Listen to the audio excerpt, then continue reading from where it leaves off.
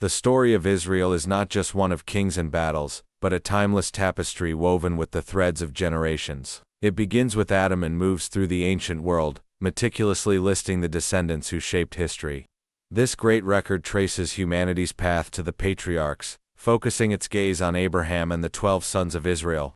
The narrative then narrows to the tribe of Judah, the royal lineage destined for leadership. It diligently lists the family lines that established the foundation of the kingdom, a chronicle culminating in the rise of a shepherd king, David. Chapter 3 is a chronicle of David's royal house. It lists all his sons and then follows the unbroken line of kings who sat on the throne in Jerusalem, from Solomon to the last ruler before the exile. In a final act of hope, the record continues to trace this lineage even beyond the exile, a testament to God's enduring promise despite the fall of the kingdom. Within the long lists of names that chronicle the tribes of Judah and Simeon, a short, powerful story of personal faith emerges. A man named Jabez, more honorable than his brothers, cried out to God, asking for a blessing, an expansion of his territory, and protection from harm. The record simply states, God granted his request. The narrative then shifts to the tribes east of the Jordan River. It recounts their victories, but also their eventual downfall. Despite their might, they broke faith with the God of their fathers and worshipped foreign gods, leading to their tragic exile. Finally, the record dedicates an entire chapter to the lineage of the priestly tribe of Levi. This meticulous list of priests and temple servants, traced from Aaron through the generations, highlights God's unwavering commitment to preserve a line for his sacred service, ensuring that even as the nation faltered, the worship and spiritual heritage of his people would not be forgotten.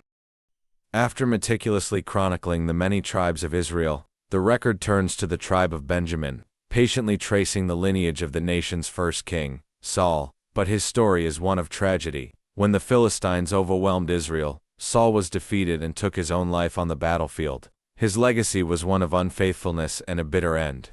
However, God had a better plan.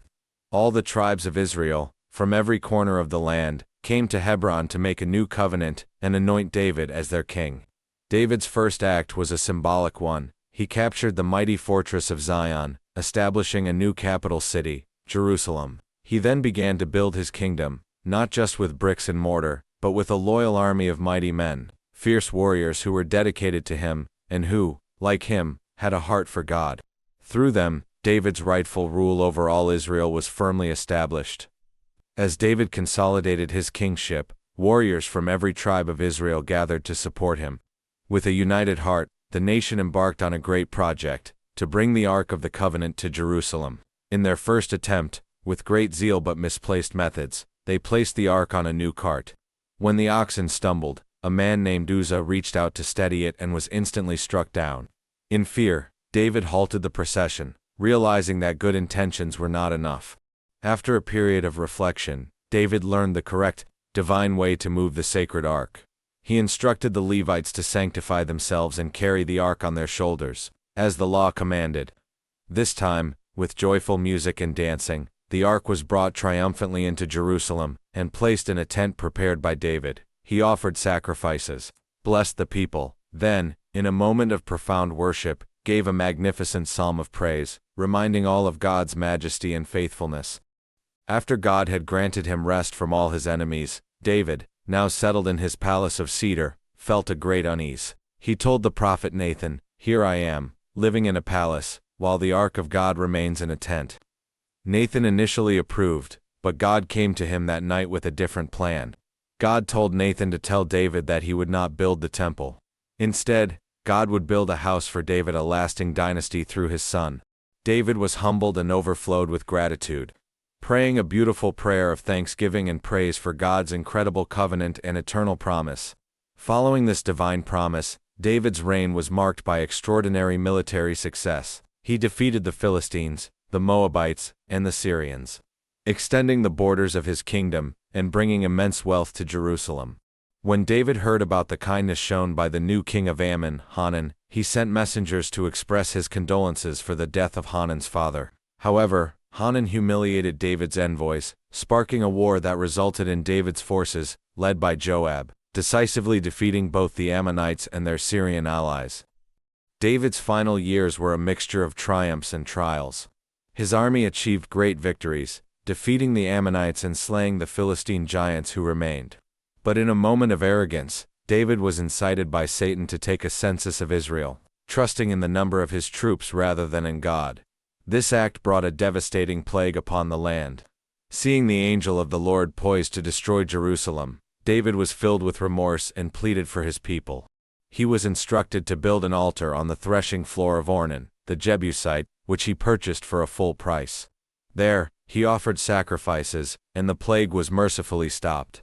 Realizing his hands were stained by war, David understood he was not the one to build the permanent temple for the Lord. He spent his final energy, meticulously preparing for the next generation, gathering enormous amounts of stone, timber, gold, and silver. With his life's work nearing its end, he then charged his son Solomon to be strong and courageous and to build the magnificent house of God he himself had longed to complete.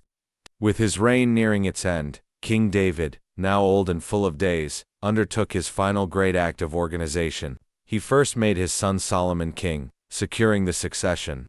David's next focus was the house of the Lord, which his son would build. He meticulously organized the Levites, dividing them into 3 main clans and assigning their various roles, assisting the priests, serving as gatekeepers, treasurers, and officials. He then established a detailed system for the priests, the descendants of Aaron. He organized them into 24 divisions, and they cast lots to determine the specific order of their sacred service, ensuring every family had its appointed time to minister before the Lord. Finally, David, along with his commanders, established the choirs, appointing the families of Asaph, Heman, and Jeduthun. These skilled musicians and singers, also organized into 24 courses, were tasked with prophesying and offering joyful praise with instruments.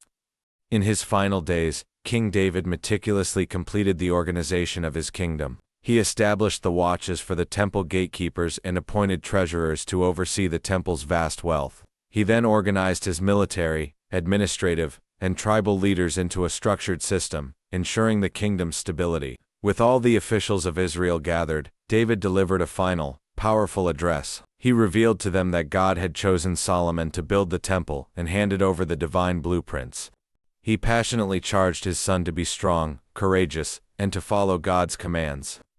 David then made a heartfelt appeal for offerings, a call he himself led with a massive personal gift of gold and silver. The people responded with an outpouring of joyful generosity, and David offered a magnificent final prayer, praising God as the source of all power, wealth, and honor. After this glorious moment, the people anointed Solomon as king. David then passed away, a man old and full of days, rich in wealth and honor, leaving a legacy of perfect order and humble devotion. Subscribe.